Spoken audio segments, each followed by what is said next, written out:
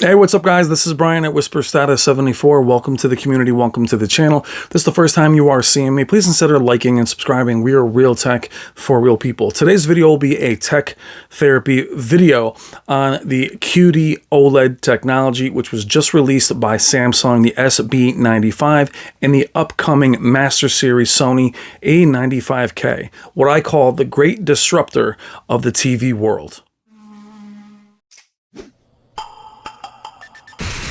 I've seen things you people wouldn't believe. Hey, what's up guys? Thank you so much for joining me today. Tech therapy videos are long form. They'll be about 25 to 30 minutes. They are discussion based. They are non-scripted. You will tell by the way I stutter and talk throughout this video.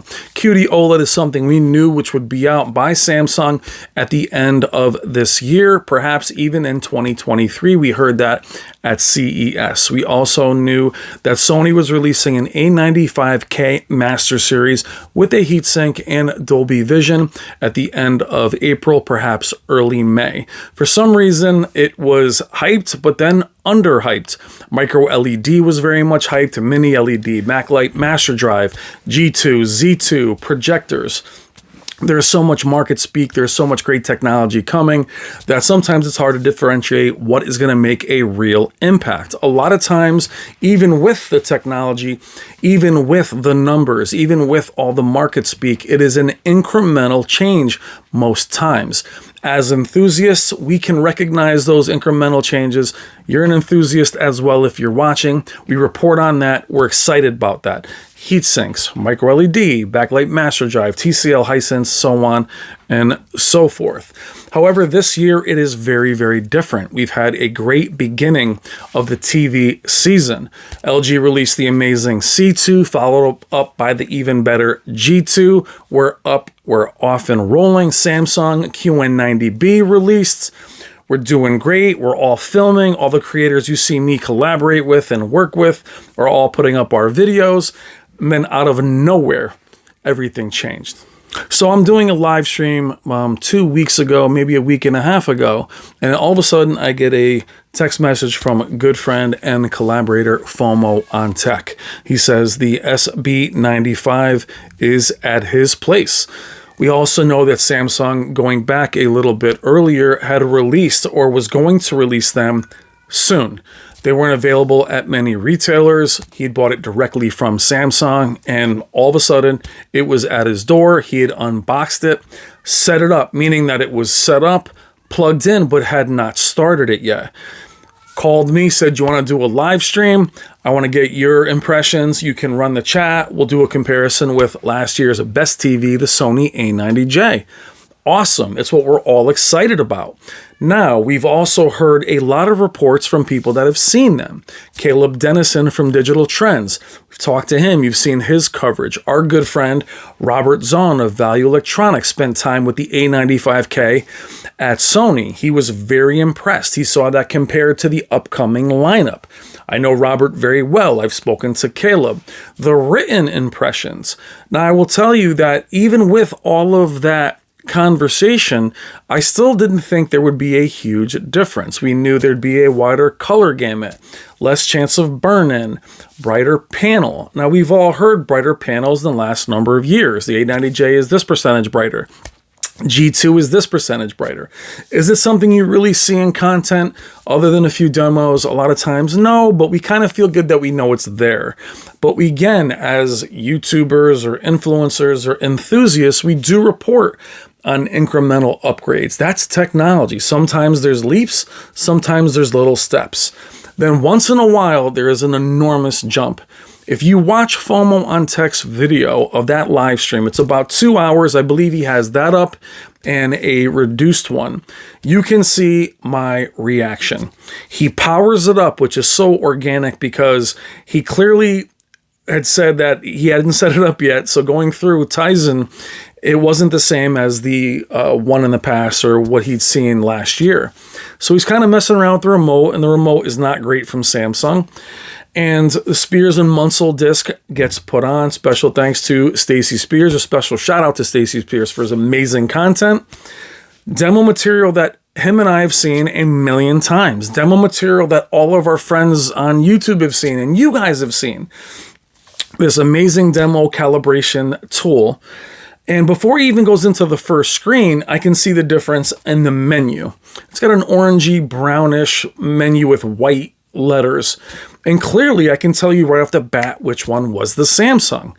And here I am with you guys through YouTube, looking at him from across the room with the A90J next to it. And it was amazing. The wow, the excitement. In the meantime, I am manning the chat. Now, in the chat, what is so important is seeing the negativity, the hostility, the fanboyism, the hype, the hate, the fear of missing out, the fear of the unknown, buyer's remorse, all present. And I believe there was 500 in the chat. So we go through that entire 2-hour video, and it was evident in nearly every single scene. If you're familiar with the Spears and Munsil demo disc, if you're not, please buy it or check it out, run through the demo material. You'll see all the ones that we're familiar with. It was nearly better in every scene. Where it wasn't better, it looked the same. What's interesting about that, it means that it was also accurate. There was more color, but it was more accurate, or it was, I shouldn't say more accurate, it was accurate as the Sony. More color and accurate. The Sony was also calibrated. So in the chat, you see all these different comments. So after that night, FOMO and I get together the next day and shoot a tech therapy video, which I'll also link below. I'll link those videos in FOMO and I's last video, where we're actually discussing it on camera. And we tried to do a tech therapy video there, and it didn't really work because we were just both so excited. But this discussion is very similar to how all of us are talking off camera about this technology. So we assumed it would be brighter. We assumed there'd be a bit more color, and we were both organically shocked on camera. Now, that was last week. Since then, the general public has received their panels, and it's widely known that everybody that has seen them is shocked. More shocked when they're compared to another panel, specifically another OLED. Now, I love OLEDs. Again, I've reviewed or spent time with the C2, the G2. I love them both. Behind me is an 83-inch C1. I have a Sony A80J. I believe last year's display, the A90J, and the LG ZX were the best panels out there. Again, they were OLEDs. I'm always pushing for LEDs, but what we always wanted was the dream of a very bright OLED, and that could have the same blacks. You get too bright, you lose the contrast ratio. There's blooming. OLEDs, crush blacks, fear of burn-in. That stuff is kind of going away now that OLEDs are getting brighter. Their color gamut is not as wide as these quantum dot LEDs or mini LEDs. Now all of a sudden we have these quantum dot OLEDs, more color. They're as bright as LEDs. They're still as deep. They're even more accurate with more color. All the gaming features. Now, also, please check out Classy on Keep It Classy, who did a great video on the SB95 where he calibrated it, went through all of the numbers, and did a phenomenal job. I'm not going to release any of those numbers. He does a very good job, very hard work. I'll link that below. But the numbers that he found in his calibration, painstaking calibration, blew me away. So great work by Classy. Check below, Cecil Classy on Tech. Watch that video. And special shout out to Tech with KG, because I almost said his name connected. We all work together. But it's so funny that we were all doing different things. Me, FOMO, covering this. Be the installer, covering that. Tech with KG and Samsung. And Classy are rocking Samsungs. And we're all kind of talking. And then, boom, this comes out. Stops everything. And we're just like, whoa, okay, wow. So again, to recount, I'm excited. But there is also thinking about your community. Thinking about how people typically respond to this technology. What I mean about the great disruptor is it turns the entire TV world upside down because of when it was released. Now, the first thing, it was released early by Samsung, right in front of the Sony. There also is not that many. A lot of their panels were sold, at least within what we know to be a lot, or not many. Most of them were sold to Sony. They come out in front of Sony right after LG releases their C2 and G2. The C2 is excellent. The G2 is also excellent. And now this comes out before Sony, before Samsung's rest of their lineup, before their 8K lineup, before the rest of their mini LED lineup. I think as of now, the QN90B has been reviewed. We have the Q95 showing up soon. And that's excellent as well. And all of a sudden, boom, this comes out. It's not really backed by Samsung all that much. FOMO has some pretty cool theories on what's happening at Samsung, different parts, different factions of the company warring. The way it's supported is weird. You turn the TV on, it just says OLED. None of that matters. All that matters, I'm watching this content that I know by heart with one of the best TVs that's ever been made, and it is much brighter, accurate, more colorful. And again, watching in that video, 500 people in the comments, I'm reading them. And basically, how could I go against the A90J? You must hate the A90J. Even though I spent the entire last year being called a shill for Sony because I love the A90J. And here I was just kind of paralyzed by it. You watch that video, I'm organically like just looking, damn, wow, whoa, wow. And it was a great feeling, but there is a nervousness there. I have, again, an 83-inch C1. I was going to upgrade this year to the G1 at 83. Now, for me, going back a minute, we expected these panels, many of us, to be very expensive. $7,000. They're only $55 and $65. So they weren't considered a danger. They were considered to be probably pretty good. But we do have micro LED, backlight master drive. We have other dual cell. We have other technology coming out. We thought, yeah, it's probably pretty good, but it's going to be very expensive, unreachable. For me, I wasn't even considering it. The TVs that I have are 83 and above, so wasn't even worried about it. That all changed the minute I saw this. Now, for me, I would never buy something smaller. I would never go down to 65, but it definitely paralyzed me in the sense of, one, complete giddy excitement, saying, okay, you know what, then I'll hold on to mine. I love my TV, but hear me, I love my TV. Let me hold on to it, and then I'll wait for something larger in the Qd-Oled. Right off the bat, that's what I thought. Now, the tough thing for many of you is you are right in the point of buying now, or you just bought. And this is the problem always with technology.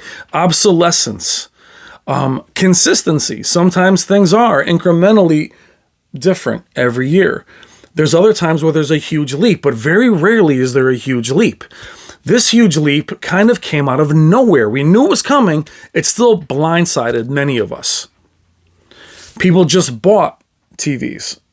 Even last year, people that the A90J are very guarded, protective of that TV, which is always the way with the Master Series. They are wonderful displays. They are beautiful. Nothing I'm saying makes that panel anything less. You have to understand that if any of us are excited, we try to actually temper our excitement to spare or not exaggerate in the comments. I don't want you to feel bad about buying something a few weeks ago or a few months ago. I don't think you should take anything back. I don't think you should do anything like that. But I was organically shocked at the difference. Now, that puts us all in a weird spot. For me, all the content I have on my my device here is now set back for a minute so I can talk about this. I've done several videos on it. I got Keep It Class's video. We'll definitely link that one, FOMO's videos together. But FOMO and I have been talking every day about this technology, talking about the impact that it's having. Again, OLED behind me. I love OLED, but I'm confident in my purchase, meaning I am excited to patiently sit back and wait. That is a privileged position to be in the sense of saying, okay, I have something great already. I don't need to update. Let me enjoy what I have. And that's the key about the tech therapy aspect, is really enjoy what you have. The problem with what we're talking about with Qd-Oled is that it's obvious. Now, in denial and anger and fear is only going to bring more pain. It's only going to bring that denial of, that's not real. I don't like that. My A90J is better. This is better. There's no way. And it becomes frantic and painful. It's not what any of us want for you. I don't want you to be in pain. I don't want you to regret your purchase. Now, those that haven't bought TVs will say, pain, you're exaggerating. Nonsense. Nonsense. There is actual anguish. There is actual buyer's remorse. We talk about it all the time. Fear of missing out. Buyer's remorse. Fear of what's next. Some people haven't even bought 4K yet. Now we have 4K. 8K still there. And we have all these different things. But watch that video. Go back and check out those comments. The ignorance in that commentary was ridiculous. It was, I don't see that. I don't see it. And the fanboyism. Now, people say, well, you like the Sony last year. I don't care. I like all of these companies. I respect them all. But I had Samsungs for years. Panasonic, Sony, LG. I think LG is doing amazing. And now this comes out of nowhere. Brighter, more color. If it's a Samsung, now it has all the gaming features. It's affordable. And you have that conversation, it changes everything. Now, what's interesting about Samsung is it cannibalizes its own lineup of TVs. Their 6 series, 7 series, 8 series, their 8K lineup. 65 inches for me is a smaller size. For many people, it is a large size. It's also the sweet spot. But if there was larger ones, I would struggle. I certainly don't want to buy a first generation anything. I do not do that typically. And there will be some flaws with these panels, without a doubt. We're already seeing some early reports of some defective panels in the community. It's going to happen. The panel lottery is going to happen anyway. But you got to be a little bit nuts to not give it credit. I got killed in the commentary because I said the A90J looked flat in one scene. And he paused that scene, and the amount of hate that I got, and the amount of, oh my God, you were praising them last year. Yes. Nothing I'm saying changes how good your panel is. It doesn't change how good this is. It's just new technology that has improved on excellence. If you're a tall guy or a tall girl and you walk in a room with taller people, does that make you short? No. You're just shorter in that room. But you walk back outside, you're still tall. Being confident in your purchase is so important. So important. If you just bought something recently, I totally understand you want to second guess it. Why the Samsung is so disruptive is it comes out, it's affordable, and it's amazing. Beautiful through YouTube. I'll be spending time with them in a few days at Value Electronics, as well as the A95K. We're actually going to have them compared. Shane from Spare Change and I will have them competing with one another. But for me, again, excitement. Now, I didn't just buy a TV, so I understand those feelings. But it doesn't change what you have. It doesn't lessen what you have. But anytime a technology comes out like this, it does shock you. It does stop you in your tracks. Now, what you have at home, what you're watching me on now, hasn't changed. It hasn't changed. It's not worse than it was yesterday. It's not worse today. What you have is still excellent. Enjoy what you have, but be excited about the future. Seeing a jump where we thought OLEDs had hit a wall. We were seeing, again, incremental upgrades. Not much. LEDs have only upgraded so far. In some ways have taken steps back. But I know it's hard to be excited when there's fear. Again, those comments, the ignorance in those comments, being protective of what you have is understandable. They are inanimate objects. You're not protecting anything. Having affirmation about what you bought is difficult in technology. It always has been. And this year, what makes Samsung's technology a disruptor is that it came in quick. It came in unexpected. And it's even hurting its own lineup. As I mentioned, their 8K, their mini LEDs, the fact that they're affordable. That's what really caught me off guard. The hype was real and maybe not even hyped enough. That almost never happens. But what you have is Samsung being an amazing gaming company anyway, game optimizer, which they came up with, all the features you could ever want, but their mini LED lineup has disabled local dimming, something I would never even want. Now they have OLEDs, perhaps with a better motion, a better black frame insertion than what we're seeing from LG and from Sony. Now Sony comes out with one with Dolby Vision and a heatsink. Now with Samsung, from what I could see, is with the wider color gamut or color coverage, not having Dolby Vision, is that something that's really important to you? Seeing how colorful it is, I immediately said in that video and in the chat that I didn't care. Doesn't matter to me if it has Dolby Vision or not. It's bright, it's punchy, its peak brightness rivals some LEDs while still being an OLED. Then you have Sony coming out in a few weeks with a heatsink. Then you also have Dolby Vision. So the argument goes back to Samsung for gamers who love movies and everything else, but for the movie purists, then here is Sony with their processor and with Sony's picture quality, attention to detail, again, heatsink and Dolby Vision. So very interesting year. The fact that they're both affordable makes a huge difference. Not affordable within reason. The Sony displays are more expensive, but Samsung just dealt that blow so early in the TV year that it stopped all of us again in our tracks. And for many of you, it's not in a good way, but I implore you to not be so emotionally caught up, to not let it hurt you, not feel like, again, what you have is garbage. For me, what it made me do was look at my C1 and say, no, I'm keeping you. I appreciate you for what you are, and I'll look for something in the future. Now, the challenge is waiting for the future. You never know.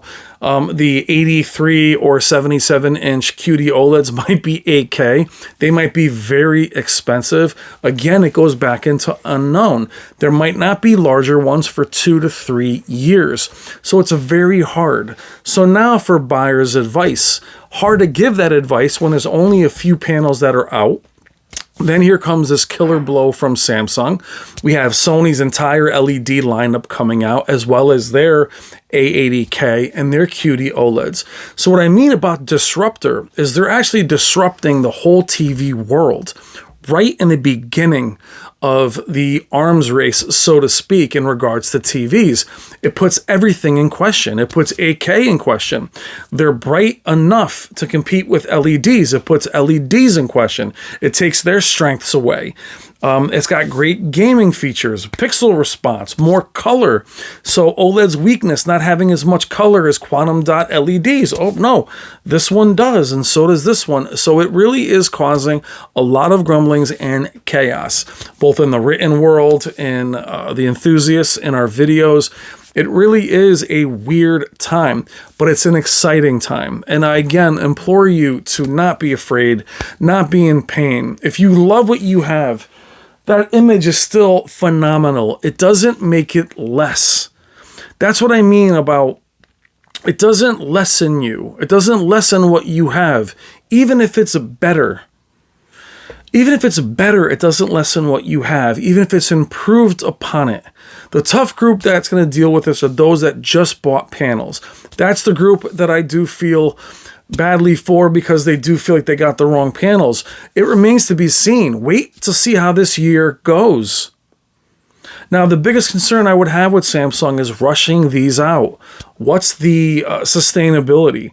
They are pushing their panels very hard. The new technology allows them to do that, but there isn't a heatsink. The reason we've never pushed panels very hard, OLEDs, in the past is they would burn in. They stopped doing that. So now you're pushing this hard. There's more color. It's brighter. Will they last?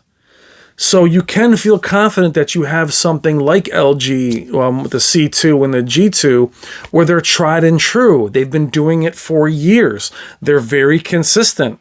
They are improvements, even if they are incremental. I feel the C2 and G2 are big improvements. However, this is one you can see. And that's why it's hard to argue. If it's an LED, you can say, oh, it's really bright, but the blacks suffer. Well, not here, they're OLEDs. So that's why all of the chaos.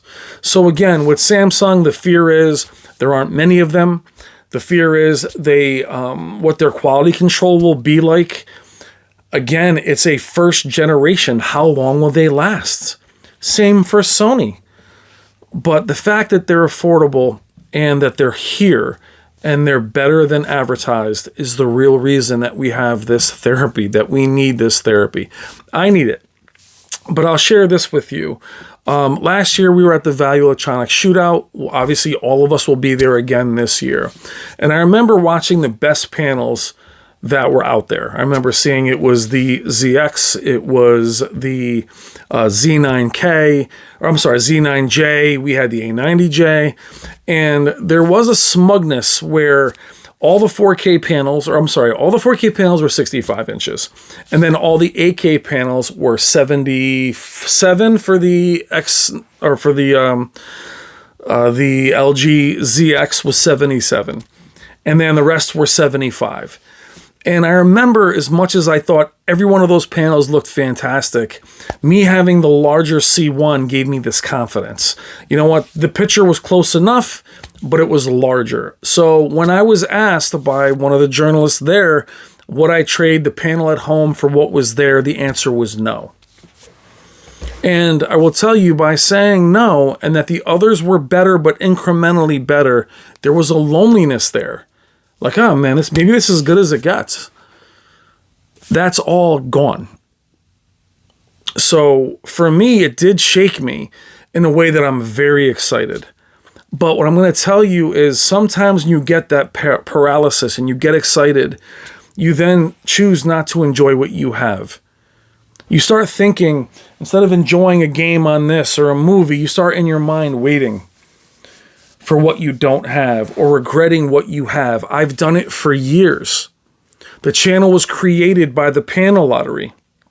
It was created because I bought mid-level, then I went very, very high-end, and then I had to come back down. When I was back down with a mid-level panel, it always distracted me because I really wanted something brighter. I really wanted better blacks. I really wanted Dolby Vision. I really wanted this. I really wanted that. Trust me, that's no way to live. Because in your free time, that's what these panels are for. Your free time, what little free time you have, you want to be able to just sit and relax and enjoy a film, enjoy some sports. Don't haunt yourself. Don't fear new technology. Now, the thing is, when you sit back and you watch, and there's many people in the communities that don't have any of these products, that just hang back and watch us all go nuts. I understand it's entertainment. Your state of mind is a concern of mine. I do feel for those of you that are angry and afraid, and there was so much hate towards Samsung. Again, I mentioned I love Samsung for years. Their quality control turned me off. I still recommend them. I still like their products. This doesn't mean there won't be a Samsung in here next year.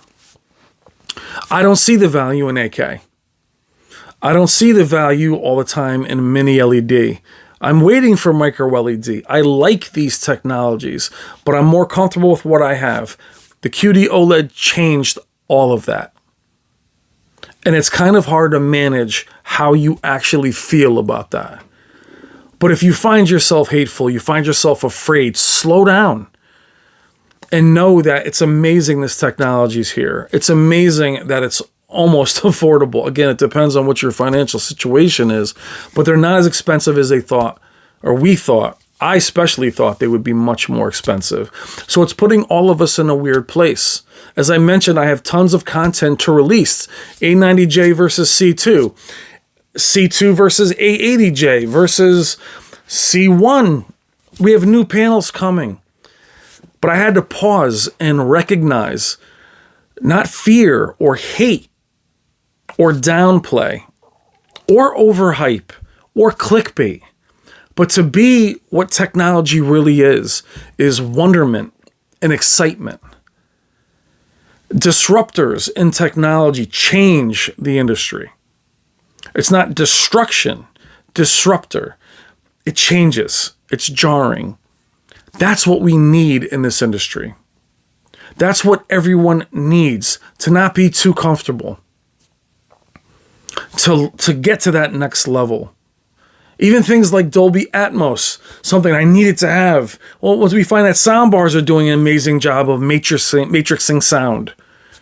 We have a lot of added features that maybe we don't use. You have VRR, we'll have this, you need that. And then you realize you don't need it. You realize that there isn't any 12-bit this. There isn't Dolby Vision for the longest time. There wasn't a lot of content.